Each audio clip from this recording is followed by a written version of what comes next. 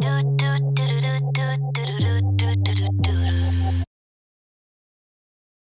is your best advice for kind of women supporting other women instead of trying to tear each other down? I think we hope to be an example of that. Like, we are so supportive of each other. Absolutely. We really do need to just stick together, yeah, don't we? And I think it's so good now, like, seeing all the movements that are happening, and women really are making a stand and speaking up, and I think that's what we're trying to do as well. I think we have to spread the most positive message we possibly can, and yeah, we're sticking together, so should you.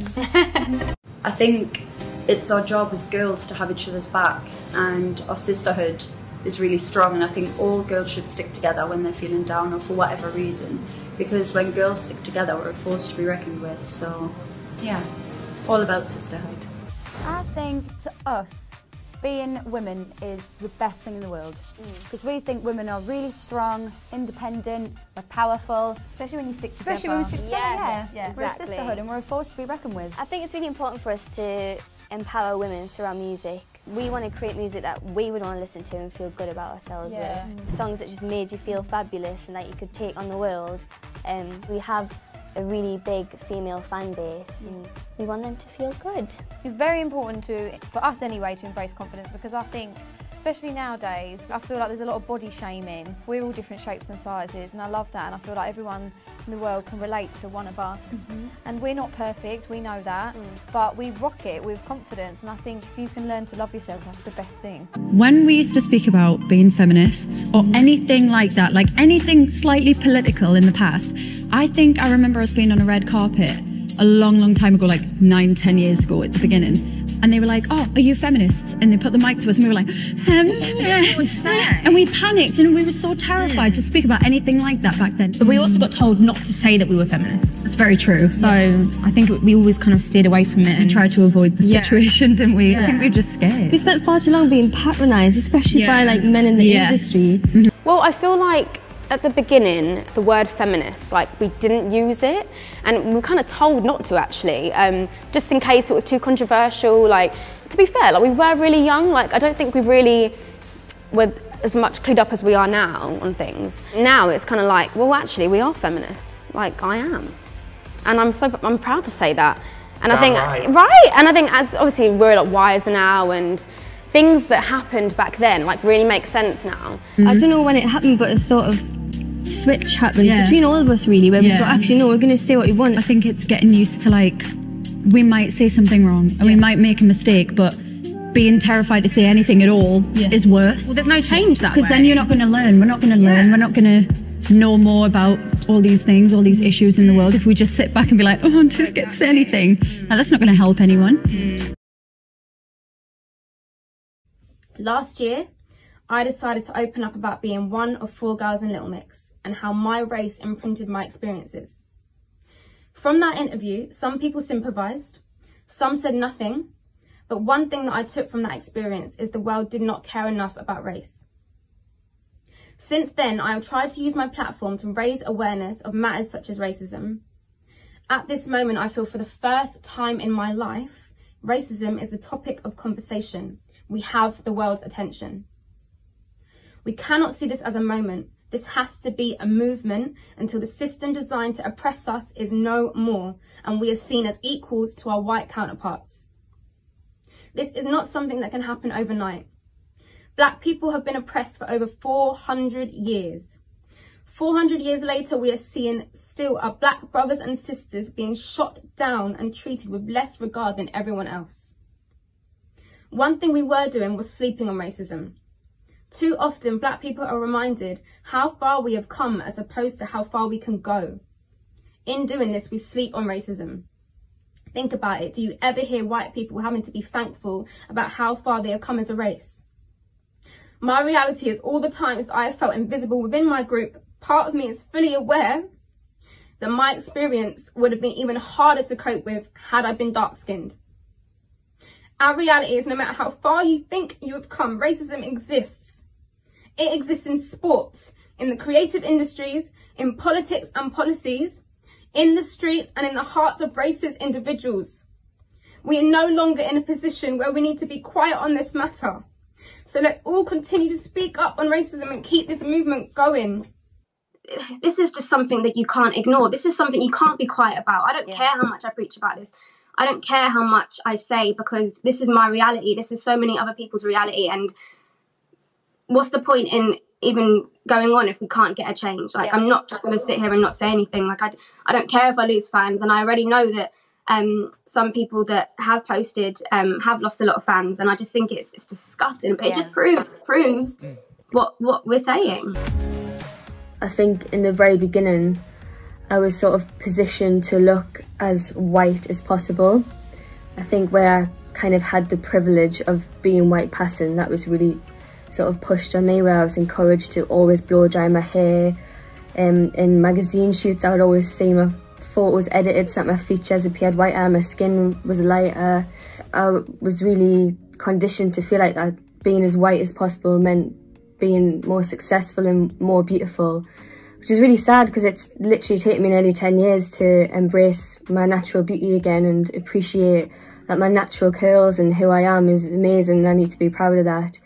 And that wasn't helped by the fact that being of Arabic heritage, there was literally zero representation for me to look at as a role model in, you know, especially in the UK entertainment industry.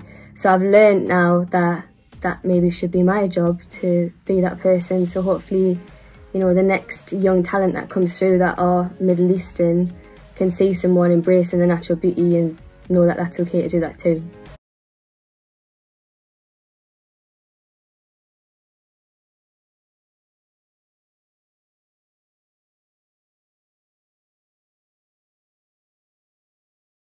Transgender Awareness Day today as well, which is such an amazing day to celebrate everyone, inclusivity. Why has that been so important to you? Because you've been such an amazing ambassador for LGBTQ+ rights, which is so incredible. Thank you. How are you still managing to fly that flag whilst we're also disconnected?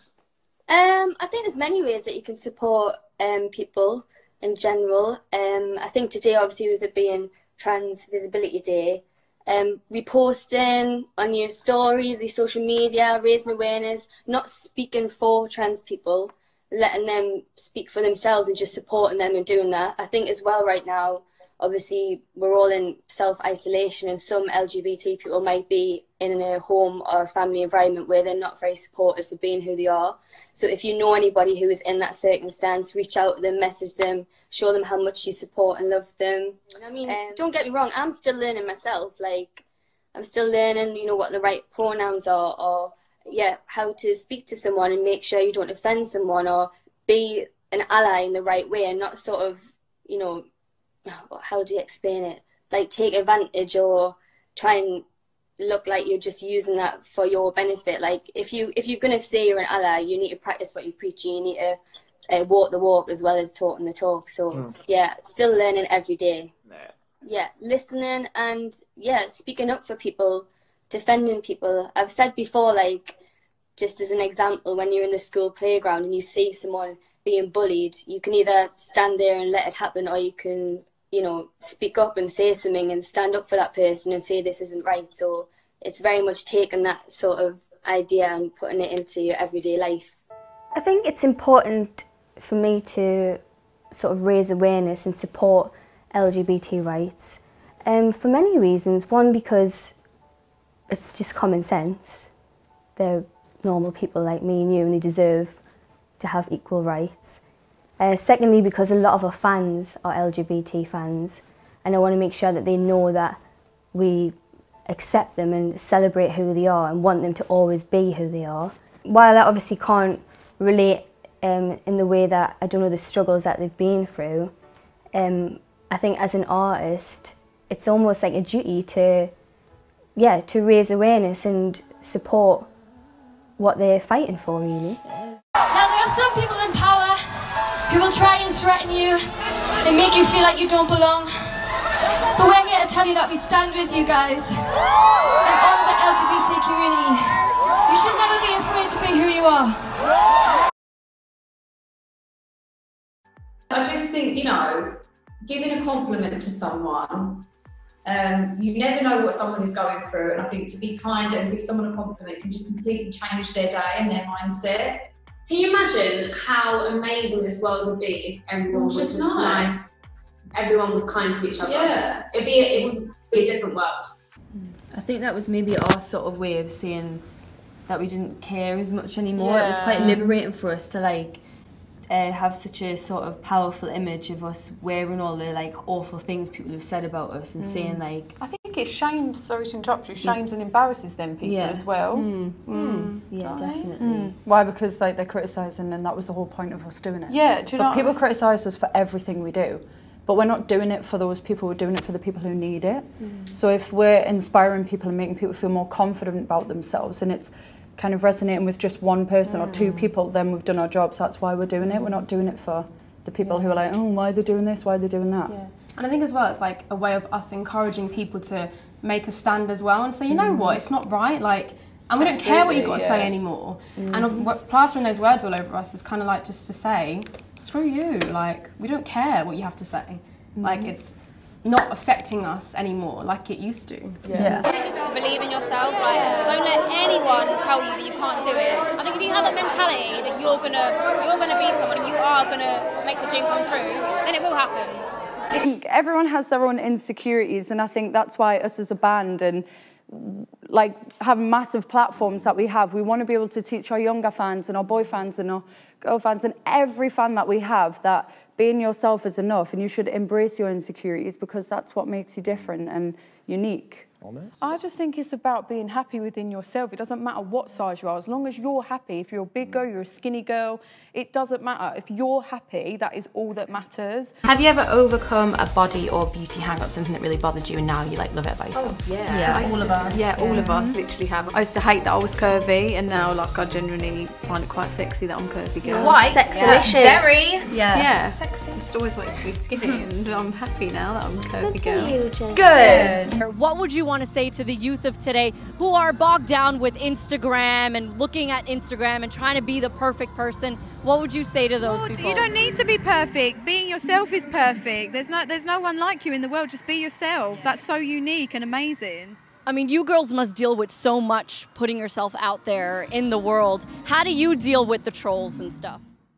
I guess we've had to learn to grow a thick skin. We've got each other, so that really helps. We surround ourselves with positive people, and you just remember that those people that are being awful, you know, they must be pretty sad themselves to have to do that, so we just ignore it now. I love to be experimental with my fashion, and anyone that wants to criticise us and what we wear, we don't listen anymore. Our message is to feel empowered and to wear what you want to wear, and if you feel comfortable in it, then you rock it and then you do it. I think people are quite embarrassed almost to say that they'll go see a therapist, and it's like, I don't know, something you should be ashamed of, but it isn't. Everyone's got problems. I've really learned that like, as long as I'm happy within myself and like mentally I'm happy up here, it doesn't matter what other people think. Everyone's always going to have an opinion, you can't stop that. As long as I feel good in myself and I'm happy, then that's all that matters. There's so many people that go through life thinking that's it, that's how they're going to feel forever, and it isn't. And I think that's why so many people, you know, commit suicide, because they don't see a light at the end of the tunnel. I just want people to know that if you just stick through it and you talk to people, it gets better. I think there's so many girls that probably feel that way now and think they're never going to feel good about themselves, but you can and you will, and it's all about talking and letting people know how you feel, and you will get through it and you will overcome it. If you don't accept yourself, nobody else will. We want to use our platforms for everyone to feel better about themselves, so we're not going to shush. If we could be the ones going against the grain and kind of doing something completely different to what the typical girl should be doing right now, then that's amazing. We want everyone to jump on board with that, and we want everyone to embrace themselves and be different.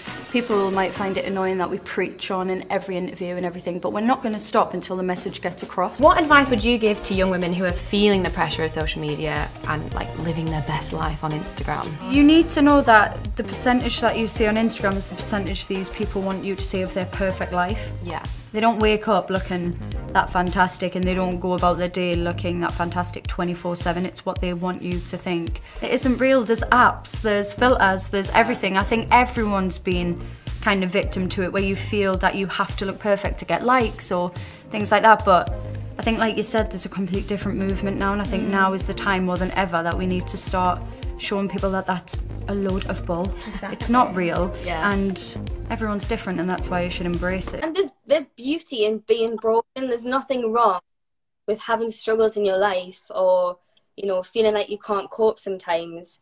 You know, there's absolutely nothing wrong in that. If anything, it adds character to who you are. 100%. And I think for me, like, I used to be so ashamed of like talking about my mental health in the past, and it's just so silly, really, because yeah, it's made me who I am today, and I couldn't be prouder of myself now. And I look back and think, oh, do you know what? I went through a really tough time then, and I got through it, and that's incredible. You know, I think we should celebrate our brokenness a bit more instead of... All four of you live your lives fully in the glare of social media. Have any of you actually thought, I just don't want to be part of this anymore, I just want out? Yeah, we talk about it all the time. I think we're a lot better with social media than what we used to be. I think we're not on it as much as we used to be. We're not as obsessed with it. But it is scary. I just think it's scary for the younger generation growing up, because they never grew up how we did. I know. So there's a lot more like things for them to get more insecure about now. I also feel like you should have to, if you don't want to be on social media, you shouldn't do it. Like, you don't have to have it. No, of course not. Like, and That's everyone how should I just, feel you have a almost choice. guilty in a way when I don't post enough. Yeah. Because I don't post an awful lot on Instagram, and I feel bad for like our fans that do want to see us post. It's like trying to find a balance, because it's But just then you weird. don't want to feel like you're neglecting your fans at the That's same what I time. mean. So then you feel a bit But you have to guilty. find the right balance. You do, but what I will say is your own mental health is the most important Yeah, thing. of course. So You've got to do it for you, haven't you? you have to. I think the thing that probably made me feel the most sad was probably that I wasn't good enough. It was circulating that I put weight on. Was Jade pregnant? Oh my gosh, she's so ugly. Negative comments doesn't make anyone feel good about themselves. I just don't read it anymore. As much as you want to comment back and be like, you just have to let it go, because these people want that. They want a reaction from you. I think seeing negative comments doesn't make anyone feel good about themselves. We are human, and, you know, if you do see a nasty comment, you know, I'd be lying if I said it didn't always not affect us. That was my biggest problem. I was always kind of trying to find it. And you have to avoid that and just let them get on with it and think, okay, whatever, hun. I think if you let negativity in, then you'll just become a very miserable person. I think as long as you feel confident within yourself, you shouldn't let other people make you feel any different. The worst thing to do is bottle it in and keep it in. Like, you have to tell someone. Post when you feel great, but then you can also post when you feel crap and be like, look, it's normal to feel that way. And just do stuff in life that makes you happy. It's really important to speak your mind on certain issues and, like, kind of raise awareness on different things. I like when I scroll through my feed seeing, you know, people of all shapes and sizes and colours and religions, and just everyone in general, and always positive people. If I think someone looks amazing, I'll tell them. I'll let them know, because, you know, I think a compliment goes a long way for somebody.